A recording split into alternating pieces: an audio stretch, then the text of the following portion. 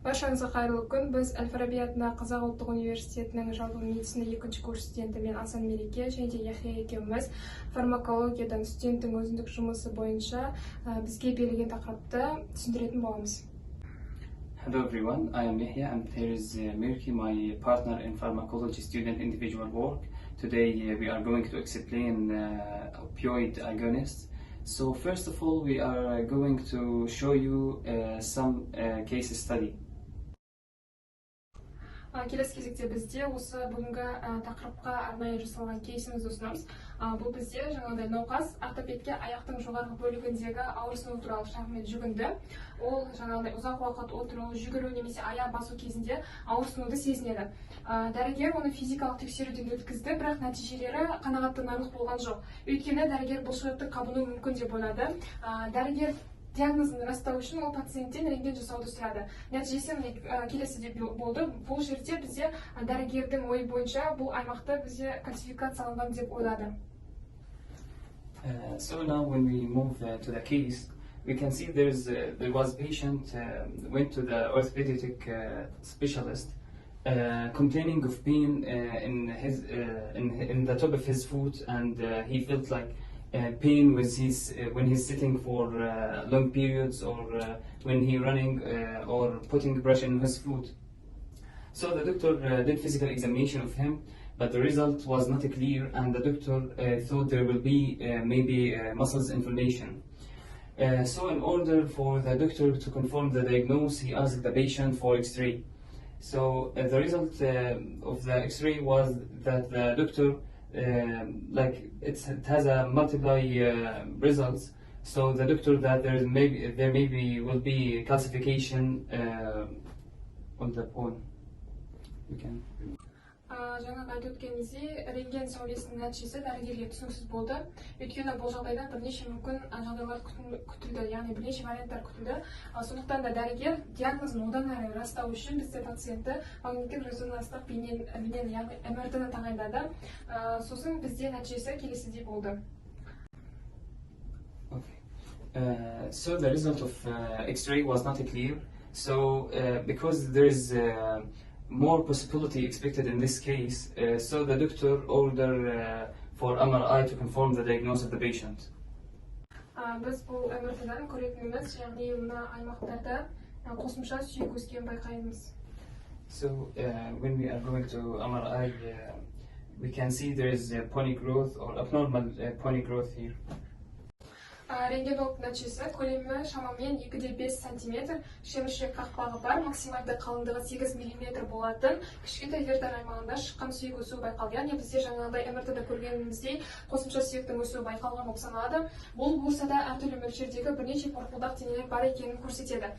Жамбас сүйектерінің бастары фокустық зақымдану белгілерінсіз біркелкі көрінеді. Ацетабол, яғни ұршық ұйығы, жамбас сүйектері мен жамбас мүшелері қалыпты көрінеді.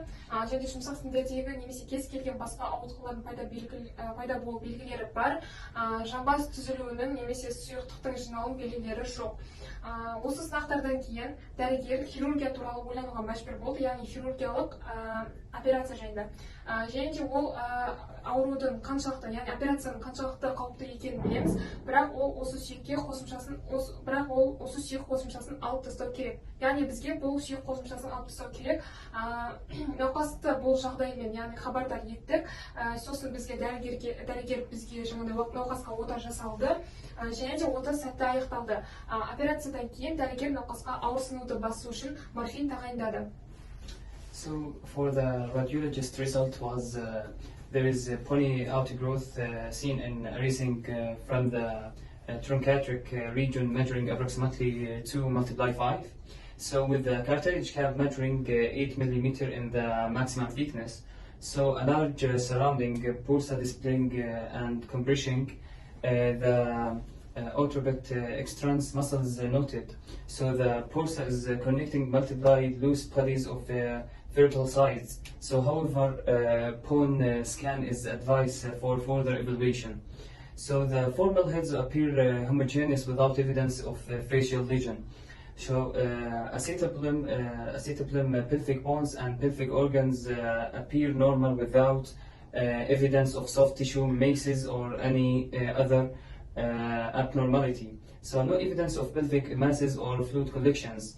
So here, after the test, the doctor think about an surgery to remove this pony outgrow. So knowing how dangerous it is, because you know it's so near to the nerve or the main nerve of the foot. So, but he needed to remove this pony appendage. So after informing the patient, the doctor performed the surgery, and it was successfully completed. After the surgery, the doctor give the morphine to the patient to relieve the pain.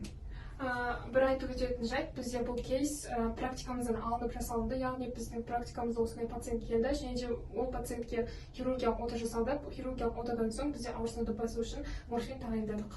So now we are going to explain more clearly about morphine and opioids, agonist, like mechanism, side effects, indication, and all of this information.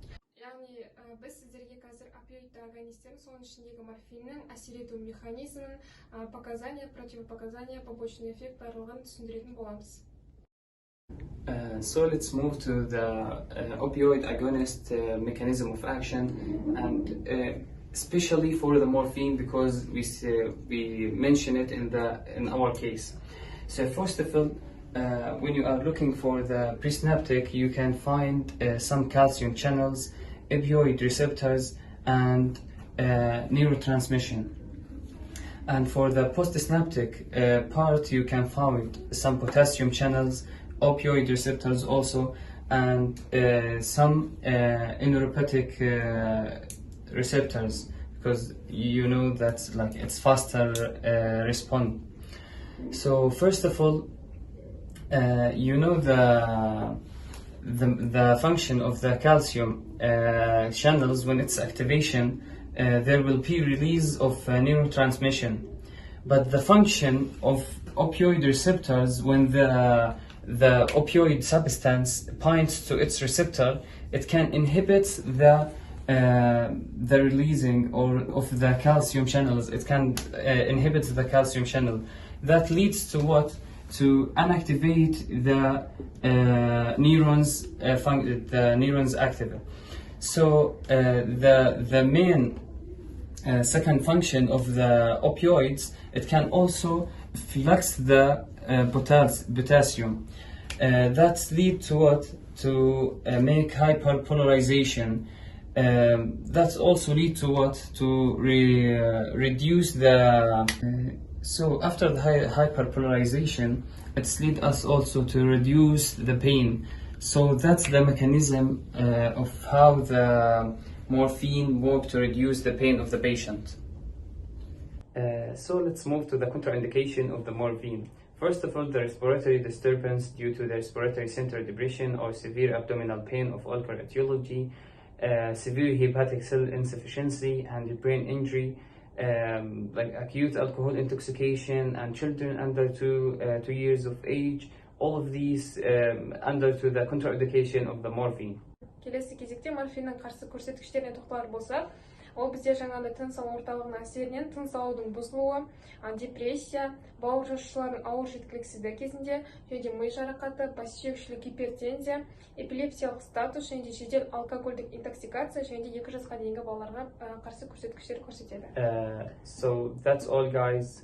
Rahmet for watching. Bye bye. That's what